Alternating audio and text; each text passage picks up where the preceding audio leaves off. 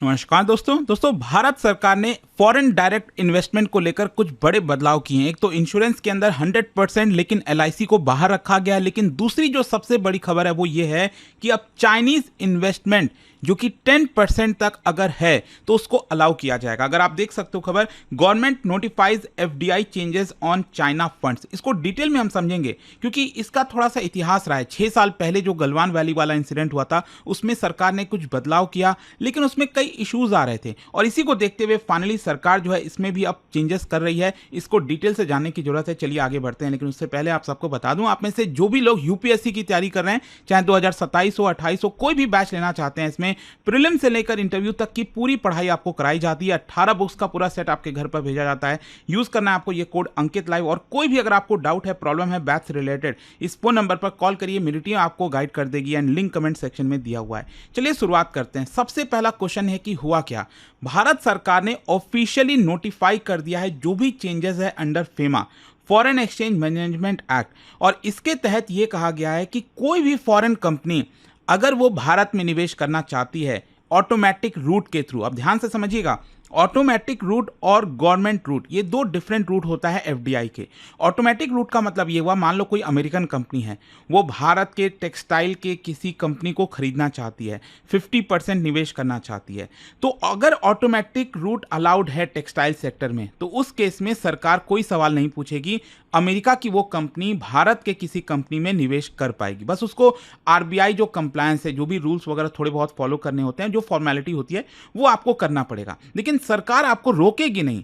लेकिन जो government route होता है, मान लीजिए सरकार ने ये कह दिया कि हम यहां पर ऑटोमेटिक रूट को कैंसिल कर रहे हैं, सिर्फ गवर्नमेंट रूट के थ्रू जाना पड़ेगा, तो इसका मतलब आपको अप्रूवल लेना पड़ेगा निवेश करने से पहले, जैसे department for promotion of industry and internal trade DPIIT, और साथ ही साथ जो मिनिस्ट्री ऑफ होम अफेयर्स है सिक्योरिटी क्लियरेंस के लिए आपको पहले परमिशन लेनी होगी। जैसे कोई भी चाइना का कंपनी है, चाइना का फंड है, अगर वो भारत में निवेश करता है तो उसको परमिशन लेनी पड़ती है।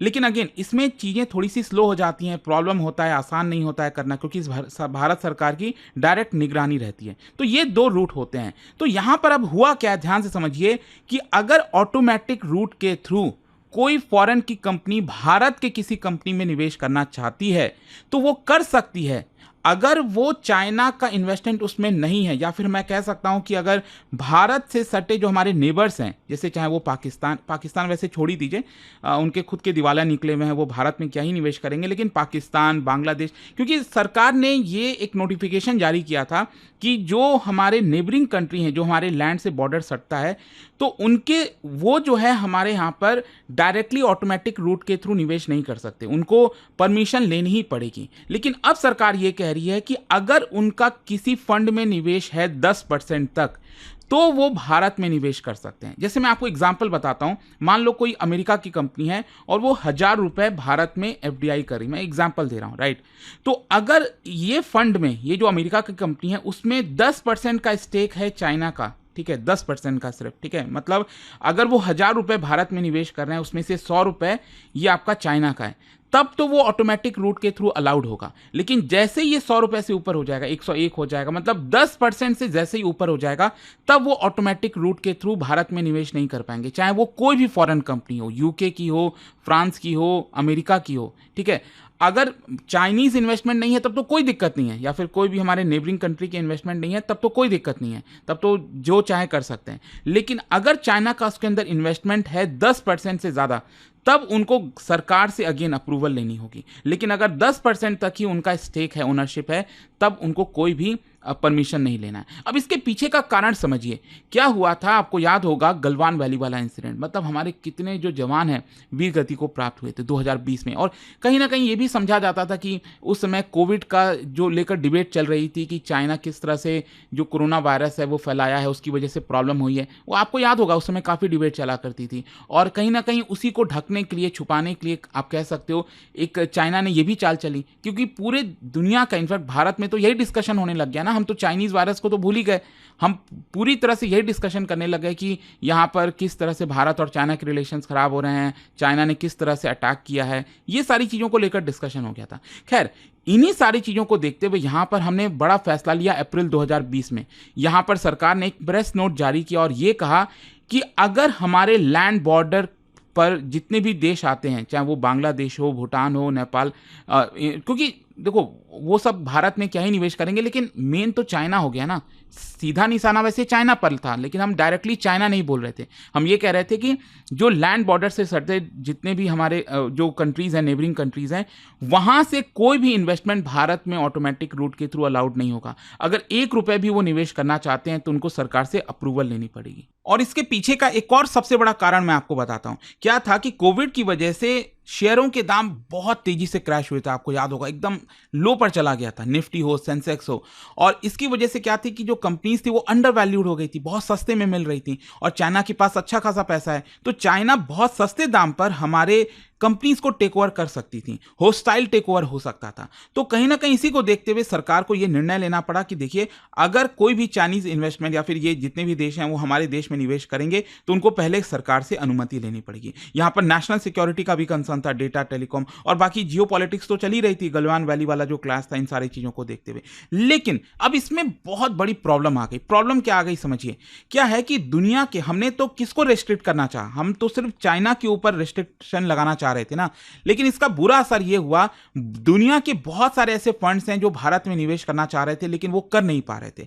जैसे मान लो कोई अमेरिका में कोई फंड है ऐसा, ठीक है, अब उसमें हो सकता है कि उसमें 5% चाइनीज इन्वेस्टमेंट हो, ठीक है, लेकिन जो हमने रूल बनाया था 2020 में उसके अकॉर्डिंगली तो वो डायरेक्टली कर नहीं सकता था भारत में निवेश, उसको सरकार से परमिशन लेनी पड़ती। तो ये बहुत बड़ी प्रॉब्लम आ रही थी कि ग्लोबल जो फंड्स हैं, जो भारत में इतने सारे एफडीआई आ सकते थे, वो एक प्रकार से ब्लॉक हो रहा था। मेजर इन्वेस्टर्स, चाहे वो यूएस प्राइवेट इक्विटी फंड हो, यूरोपियन वीसी फंड हो, सोवरिन वेल्थ फंड हो गया, तो उसमें थोड़ा सा भी अगर चाइनीज इन्वेस्टमेंट होता था ना तो वो फंड रुक जाता था। So that was the biggest problem, और इसकी वजह से इन्वेस्टमेंट स्लो डाउन हो गया। स्टार्टअप्स को जो फंडिंग मिलनी थी वो शायद नहीं मिल पाई, क्रॉस बॉर्डर डील्स डिले हो गए, भारत जो है वो लेस कॉम्पिटिटिव हो गया अगर हम कंपैरिजन करें वियतनाम से, इंडोनेशिया से, तो ये हमारे लिए लॉस था। फिर कंप्लायंस बर्डन भी बढ़ा था, मतलब ऐसे छोटे छोटे अप्रूवल लेने पड़े थे सरकार से जिसका कोई मतलब भी नहीं था। तो कंप्लायंस बहुत ज्यादा यहां पर बढ़ रहा था, और इसी को देखते हुए यहां पर यह नया रूल लाया गया है ताकि इसको फिक्स किया जाए। मतलब अब सरकार का यह कहना है कि अरे यार, किसी मान लो अमेरिका की फर्म में, किसी फंड में अगर 5%, 7% तक का अगर कोई चाइनीज इन्वेस्टमेंट है तो क्यों ही हमें रोकना, उससे क्या ही फर्क पड़ जाएगा।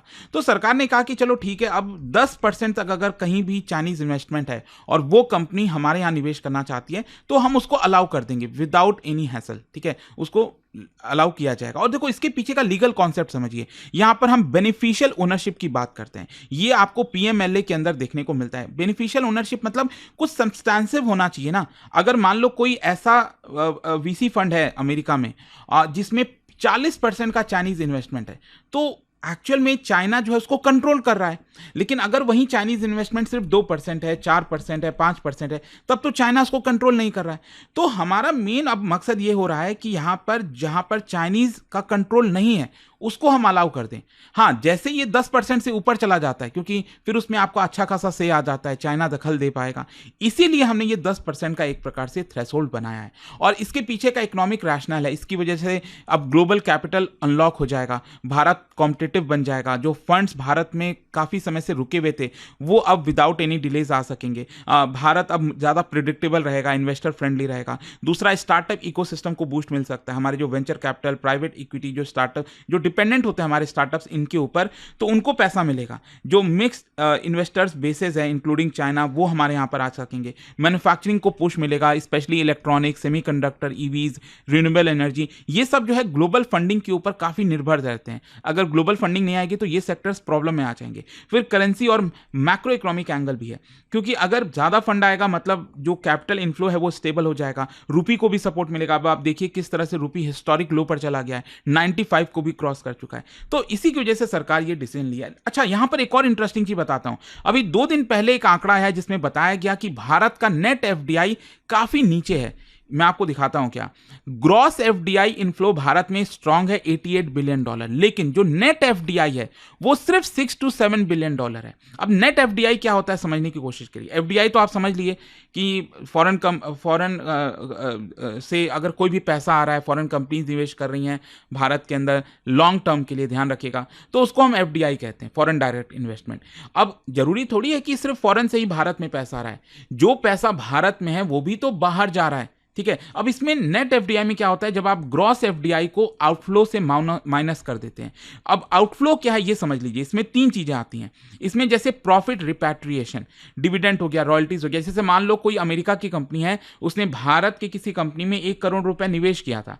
अब मान लो उसने 4 साल पहले निवेश किया, अब भारत में जो निवेश किया था उससे प्रॉफिट हो रहा है, तो मान लो उसको 2 लाख रुपए का प्रॉफिट हुआ, तो वो 2 लाख रुपए तो ले जाएगा ना अमेरिका, तो इसको हम प्रॉफिट रिपैट्रिएशन कहते हैं। तो ये भी इसके अंदर आता है। फिर डिसइन्वेस्टमेंट, मान लो 10 साल पहले किसी कंपनी ने निवेश किया होगा भारत में 10 लाख रुपए, अब वो 10 लाख रुपए 2 करोड़ रुपए बन गए, ठीक है, तो वो 2 करोड़ अपना वापस ले जा रहा है। तो जब कोई बाहर की कंपनी भारत में निवेश करती है तो वो इसी मकसद से करती है ना कि वो पैसे को डबल करेगी, ट्रिपल करेगी और तब उस पैसे को वापस ले जाएगी। ऐसा थोड़ी है कि वो लाइफ टाइम के लिए भारत में ही रख दिए।